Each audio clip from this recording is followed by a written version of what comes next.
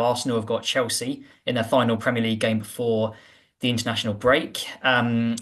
This is one that is, I don't want to talk about the title situation because I think we both agree that's not happening anymore. That's not. It's yeah, absolutely not. And I think now it's just about trying to consolidate that top four place. But you look at the table now. Forest obviously great win over Man City at the weekend. They're now 4 points behind. If Chelsea beat Arsenal, they'll be 3 points behind. City, you can't count them out as well. So if Arsenal don't get a result this weekend, could they realistically be fearing for their top four place?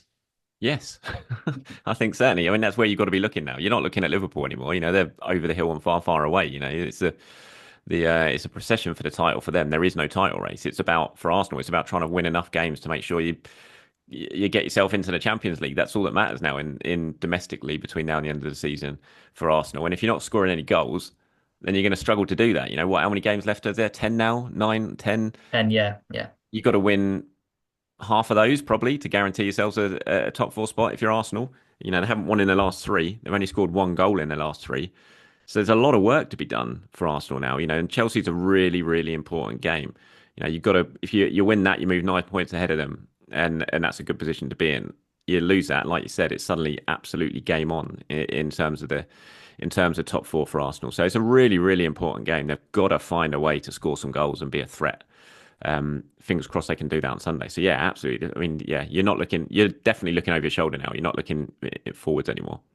Absolutely, yes. And Arsenal, of course, struggled to score at the weekend. Chelsea as well did have they haven't been convincing. Obviously, there was talk in over the winter. Oh, are they title contenders? Maresca said we're not, and he's been proven right. Whether he wanted to be or not, he has been proven right. Only 1-0 against Leicester. Of course, Cole Palmer first ever penalty miss in the Premier League. And I think Chelsea and Arsenal they've had a lot of the same criticisms recently. Where Chelsea they had a lot of the ball against Leicester, but weren't very inventive. Not a lot of not a killer touch, no cutting edge. So does this have the makings of, another really frustrating afternoon, do you think, for Arsenal fans? Yeah, it's going to be a thriller, isn't it? Yeah, I mean, both teams struggling, both teams without a forward, really, aren't they? Obviously, Nicholas Jackson injured for Chelsea. That's really cost them. He may not have been scoring the amount of goals a lot of people wanted him to score, but he was still very influential in that team and, an integral figure in it. And I think they've struggled to play without him, really, just like Arsenal are struggling to play without a striker at the moment. So it's not good. It doesn't look like it's going to be an absolute goal fest at the Emirates next week, is it? It's Cucurella stepped up with a really decent strike to make sure Chelsea got the points yesterday. Declan Rice did the same to make sure Arsenal got a draw yesterday. Yesterday, and I imagine you think it's probably going to be sort of moments of individual brilliance that might win it again next weekend because of the struggles both teams are facing in front of goal at the moment. But it's a really big game, this one for Arsenal. It's 2 points from nine, one goal in 3 games. Take PSV out of it, and that's been a really worrying run for Arsenal. They haven't found a way yet domestically to play without the forwards, and that has to change. It really, really does. Starting at Chelsea, and it'd be a really big lift if they could produce it against Chelsea at the weekend. Certainly would, yes, but of course, Mikel will be deprived of another attacker, albeit one he's not got a lot of faith in Raheem Sterling, ineligible to face his parent club. But like you touched on with the Man United game, he was just sat on the bench, and Kieran Tierney, a left back who we know is leaving this summer, came on over him in that left wing position. And we spoke after the Leicester game about how the decline of Raheem Sterling. It's really sad to see what's happened just in the space of a couple of years. And the fact now that Mikel's got barely any attackers available, but he still chose Kieran Tierney to come on at Old Trafford. What does that say about how little trust he has in Raheem Sterling right now?